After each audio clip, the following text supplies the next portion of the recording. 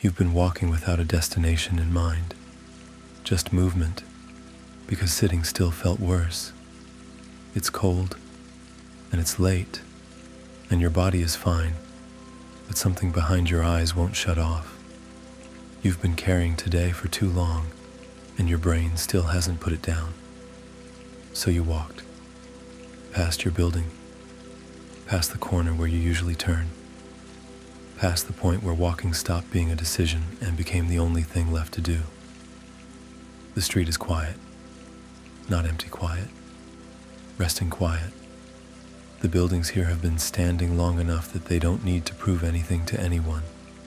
Old brick darkened by decades of rain and chimney smoke. Iron railings with paint chipped down to bare metal. In places where hands have gripped them, winter after winter. A cat on a stoop 3 doors down, gray and still, watching you pass without any interest at all. It blinks once, slow, and tucks its chin back into its chest. Puddles on the sidewalk from earlier rain. The street lamps throw long reflections across them, amber and wavering, rippling when the wind touches them and going still again. Your shoes are damp. You didn't think about shoes when you left. You didn't think about much of anything when you left. You just needed to not be inside your own apartment for a while. Needed the air to be something other than the air you'd been breathing all day. You turn a corner, and there it is. A bookstore. Lights still on. The sign above the door is hand-painted, faded in places where weather has worked at it over the years. You can't read the full name. Doesn't matter. The windows glow amber, warm, the way a room looks when someone left the lights on because they meant to. Not forgotten. Meant to. You stop walking. There's no sign with hours posted. No closed notice flipped in the glass.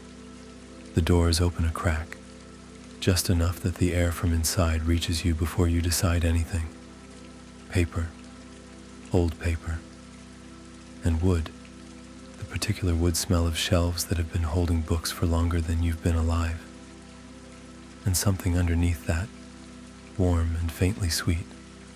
Not candles, not coffee. Something you can't name but your body knows. Something that makes your shoulders drop half an inch without you meaning to. You push the door open. A bell above the frame rings once. That's all it does. Warm air moves past your face, past your neck, finds the cold places on your skin and covers them. Your eyes adjust. The floor is wooden, scratched, uneven, the way old floors get when they've held the weight of 1,000 afternoons. Shelves line every wall, tall enough that the top rows disappear into shadow, where the light doesn't reach. You step inside and the street behind you goes quiet. The cold stays outside. The damp stays outside. Everything you were thinking about 3 minutes ago stays outside too. Not gone. Just waiting at the curb like something patient that will still be there in the morning. But right now, you are on this side of the door, and the air in here is warm, and the light in here is gold, and whatever was chasing you around the inside of your skull has lost your scent. You're inside now, and the air in here is different. The front room is bigger than it looked from outside. That happens with old buildings. They hold more than they show. Shelves everywhere, floor to ceiling, dark wood, the kind that's been polished so many times the grain has gone smooth and deep. No real order to any of it. A poetry collection leans against a cookbook that leans against something about ships.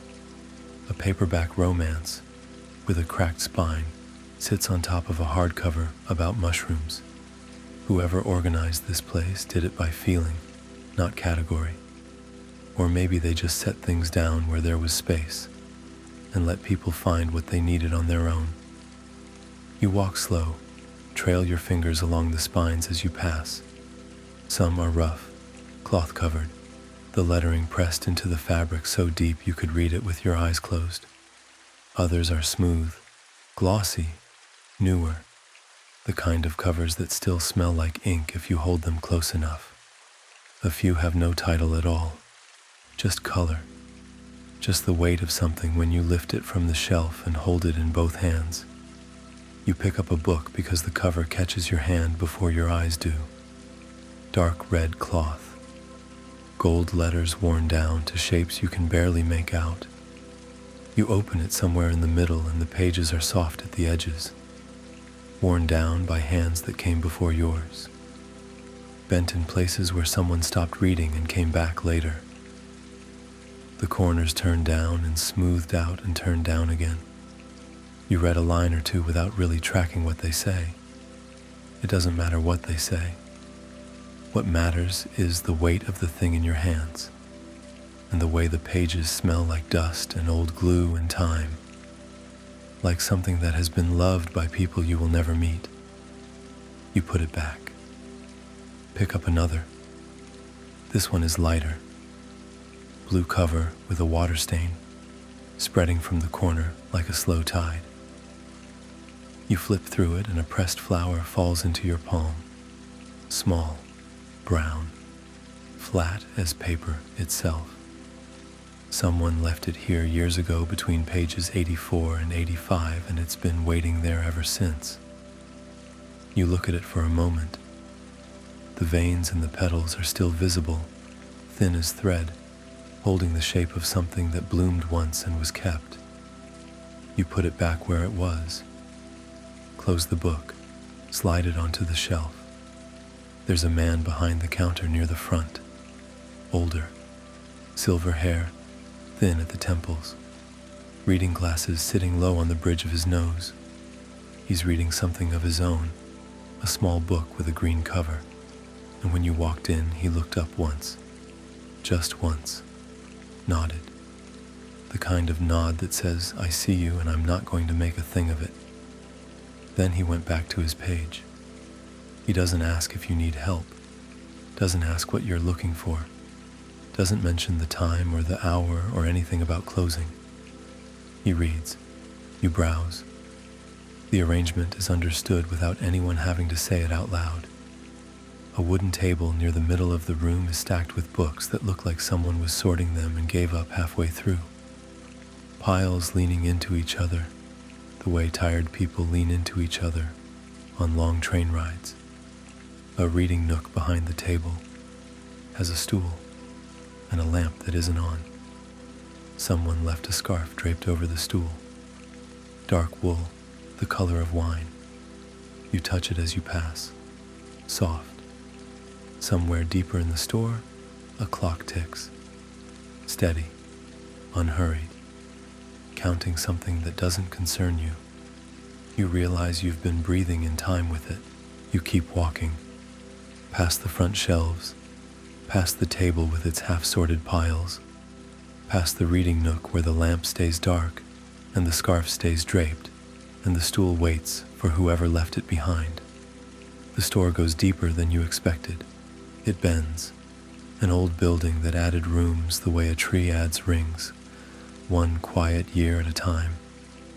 And then there's a doorway, narrow, tucked behind the last shelf on the left, framed in the same dark wood as everything else. No door in it, just an opening. You almost walked past it. Would have, if the air hadn't changed. Warmer here, thicker, like the room beyond this doorway has been holding its heat for hours and letting it leak through the gap in slow, patient waves. You step through, a short corridor, 10 steps, maybe less. The walls on both sides are shelves, but these books are different from the ones in the front room. Older, spines cracked and faded to colors that don't have names anymore. Greens gone gray, reds gone brown, blues gone to the color of old denim washed 100 times. The kind of books that stopped getting moved around a long time ago. They found their place on these shelves and they stayed. Dust along the tops, undisturbed, thin and soft, like a layer of sleep settled over everything. The wood under your feet creaks once. a low sound, almost warm. The floor here has worn down, thinner than the front room, softened by fewer feet over more years. The walls are closer, not tight, just closer, like the building is folding inward, drawing itself around you the way a coat draws around your shoulders when the wind picks up.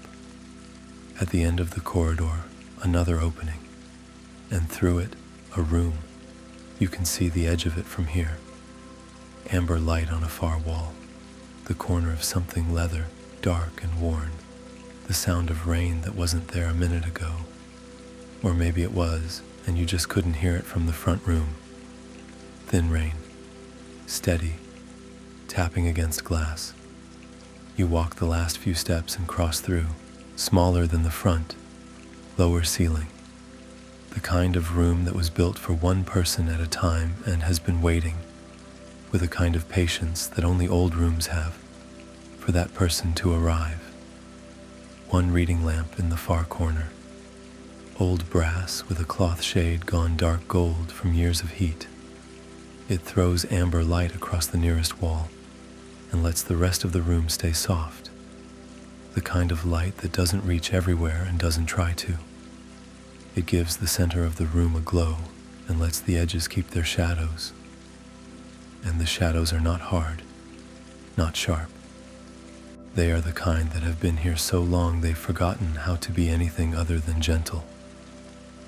A leather chair sits under the lamp, old leather, cracked along the arms in fine lines, the way earth cracks when it's been dry a long time. The cushion is pressed down in the shape of everyone who sat there before you. 100 people, maybe more, and every one of them left the impression of their resting body in the seat. A small table beside the chair holds a ring stain from a mug that's been gone a long time. The ring has darkened into the wood, permanent, part of the furniture now.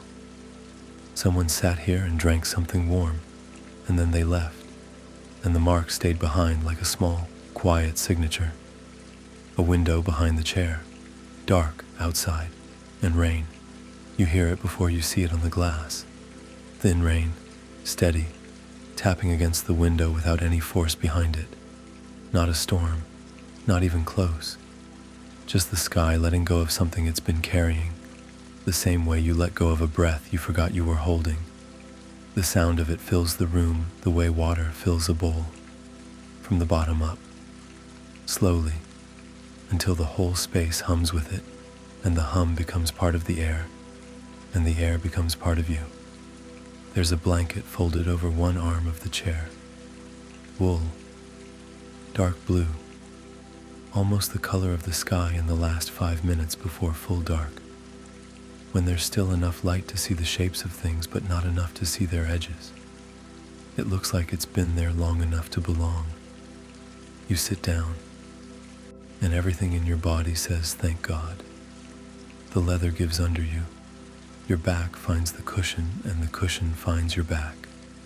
Firm in the places where you need firm. Soft, where you didn't know you needed soft until this exact moment. Your arms settle on the rests. The leather is warm under your forearms. Warm from the lamp. Warm from the room. Warm from whatever heat this old building has been keeping in its walls all day. Your feet go flat on the floor. For the first time tonight, you are not moving, not walking, not thinking about walking, not planning the next step or replaying the last one, not standing in a doorway, deciding whether to go in or turn around, or keep going down the street.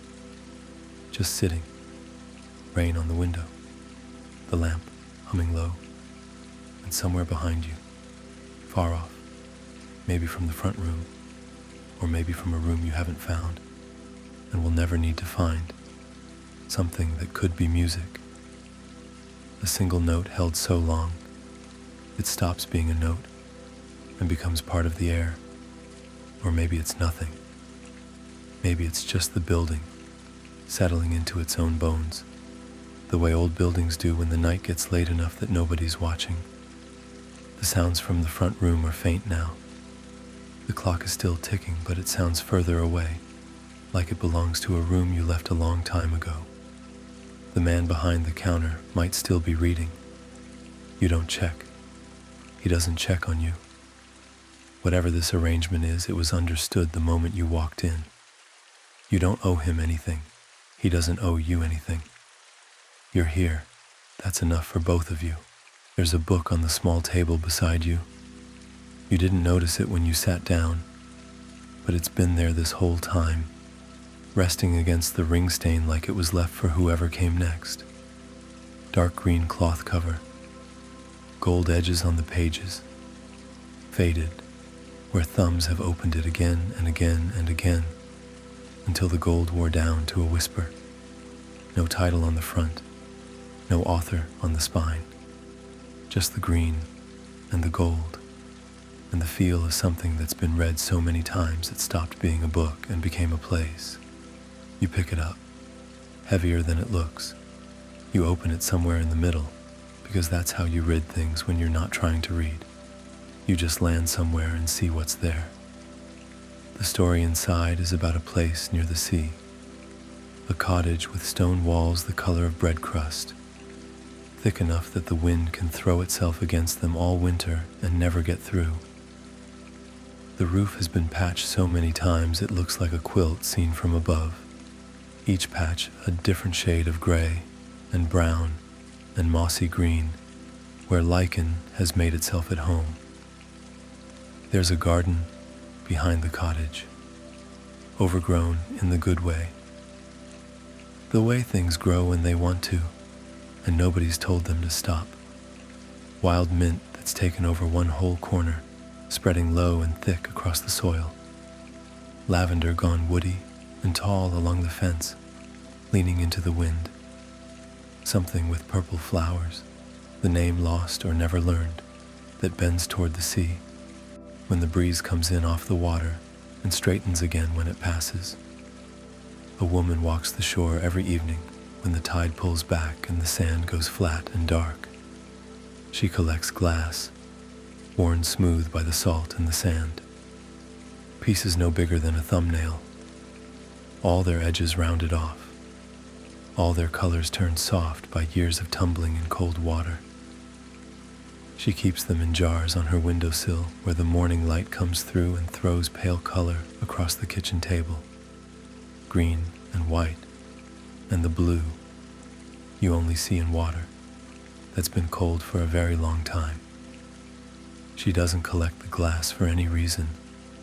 She likes the way it feels in her hand, cool and round and finished, something the ocean spent years making and then let go of, something that washed up on the shore and waited there, half buried in wet sand, for her to find it and carry it home and set it in the light. You turn a page. The cottage has a fireplace built into the thickest wall, stone-lined, deep enough to sit inside if you were small. She lights it every evening, whether it's cold or not, because she likes the sound, the crack and settle of wood finding its way into ash, the occasional pop that sends a spark up the flue and is gone, the low murmur of fire doing what fire does when it's been given what it needs and left alone to work. She makes tea in a pot with a chip lid that she's never replaced because the chip is exactly where her thumb goes and it fits. The tea is dark, strong. She adds nothing to it. She sits in a chair by the window, watches the water go dark as the sun drops behind the far edge of the world. The last light turns the sea, the color of iron, then pewter, then nothing at all, just sound, just the waves going and coming and going, patient as breathing. The foam at the shoreline catches what light is left and holds it for a second, a thin white line drawn on dark sand, before the next wave erases it and draws a new one. At some point you stop reading the words and start just being in them, like you've been to this place before, like you already know how the garden smells when the rain has just come through and the lavender, releases everything it's been holding all day. The salt air and the green and the wet stone, all mixing together into something you can almost taste at the back of your throat.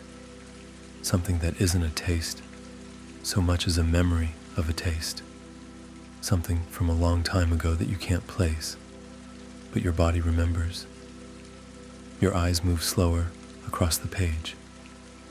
Some sentences you read twice, not because they're hard to follow, because something in you doesn't want to move on yet, wants to stay in that kitchen with the colored light on the table and the chipped teapot and the window looking out on water that goes all the way to the edge of the world.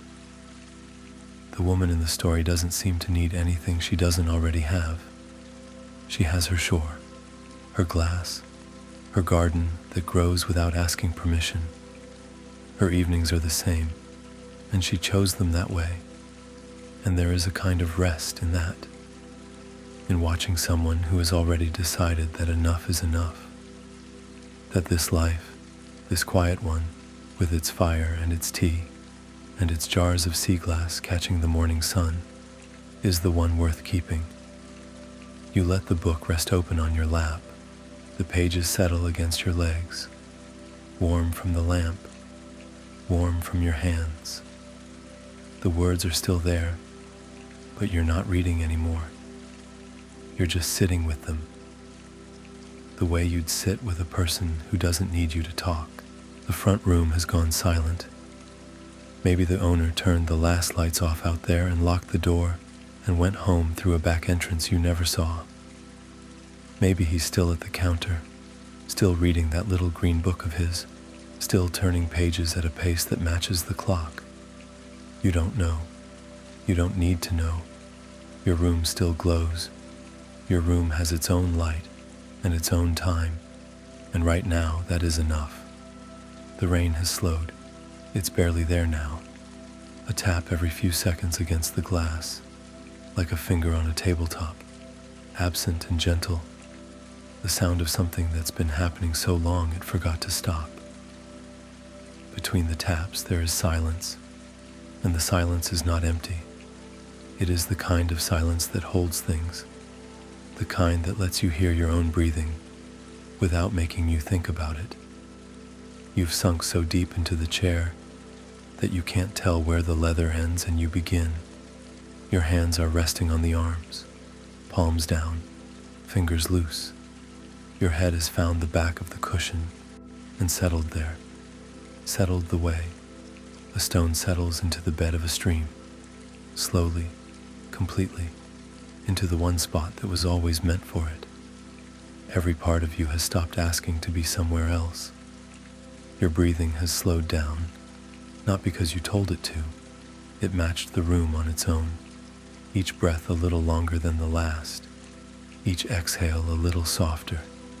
The rhythm of it is the rhythm of the rain on the glass, and the rhythm of the clock you can barely hear from the front room, and the rhythm of the old building, holding itself steady in the dark. The book is open on your lap, but you're not reading. The words are shapes now, soft gray shapes on cream-colored paper, blurred at the edges the way things blur when your eyes have stopped trying to focus and your mind has stopped asking them to. The woman in the story is probably still at her window, still watching the water go dark. You hope she is.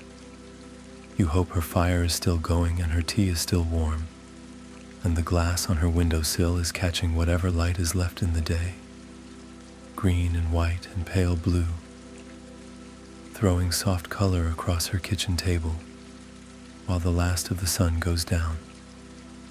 The blanket is on your shoulders now. You don't remember reaching for it. Don't remember pulling it up or spreading it across yourself. But it's there, warm, heavier than you expected, the kind of heavy that doesn't press you down so much as hold you in place, like a hand on your back that isn't pushing, isn't guiding, isn't asking you to go anywhere, just resting there. And the only thing it says is stay. You're good here. The lamp flickers once and steadies. The room gets half a shade darker and half a shade warmer at the same time, as if the light traded some of its brightness for heat, and both of you came out ahead. The shadows in the corners are soft. They've been there all night, keeping their distance, minding their own quiet business. Your eyes close, open again, close longer, open slower. The room is the same every time you look. Nothing has moved. Nothing has changed. Nothing needs to. The books on the shelves around you are patient. They've been waiting in this room for years. They can wait a little longer. They have nowhere to be. And neither do you. You're warm. You're still. You're in a room that asks nothing of you and has no plans to start. The book is closed now, resting on your chest, warm from your hands, warm from the lamp, warm from the story still living inside it. The gold edges catch the light and hold it in a small bright line, thin and steady as a horizon, seen from very far away. The rain has stopped, or maybe you just can't hear it anymore. Either way, the window is dark and quiet, and the room has become the whole world. Nothing outside of these walls reaches you. Nothing outside of this chair and this blanket and this warm amber air that smells like paper and wood and years, and the faint, sweet thing underneath it all that you still can't name and no longer need to. Your breathing is deep and even, and each breath takes a little longer than the one before it, not because anyone told you to breathe that way, but because the room breathes that way, and your body decided somewhere in the last few minutes or the last few hours that it would rather breathe with the room than on its own. Each exhale carries something out that you've been holding since morning. You don't name what it is. You don't need to name it. It leaves, and you let it leave, and the space it occupied fills with something warmer, something quieter, and that is enough. The owner might have left hours ago. The front door might be locked. The street outside might be empty. The puddles turning to thin ice under a sky full of stars that nobody is looking at right now, because everyone is asleep, or almost asleep, or in a room like this one, held by a chair, held by a blanket, held by the low gold light of a lamp that has been burning all night for no other reason than to be burning when someone needed it. The lamp hums, low, steady, one long note held so gently. It could be a sound, or it could be a color, or it could be the feeling of being warm when the world outside is cold. Your thoughts have gone soft. They haven't disappeared. They're just resting. The way birds sit on a wire at the end of the day with their feathers tucked and their eyes half closed. Still there, just quiet, just done flying for now. This place stays open for as long as you need it to. That's what it was built for. That's why the lights were still on when you turned the corner and found it standing there with its door cracked open and its warm air reaching for the street. Somebody, somewhere, a long time ago, decided there should be a room like this. A room with a chair and a lamp and a blanket and books that don't ask to be read and walls that don't ask to be noticed and a door that stays open because some doors are supposed to stay open. A room where you can stop walking, stop carrying, stop explaining why you're tired to people who aren't tired. Tomorrow can wait outside. Tomorrow always does. Right now you are in the back room of a bookstore that nobody else knows about, and the chair is holding you, and the blanket is warm, and the lamp is low, and the rain, if it's still falling, is falling so softly now that it sounds like breathing, like the whole building is breathing, like the whole street is breathing, slow and deep and even, and you are part of it now. You are inside the breath. You are held by it, and there is nowhere else to go and nothing else to do. and no one waiting, and no one watching, and the room is warm, and the light is gold, and you are staying. You're staying. Low light. You made it through the day. This is where you land.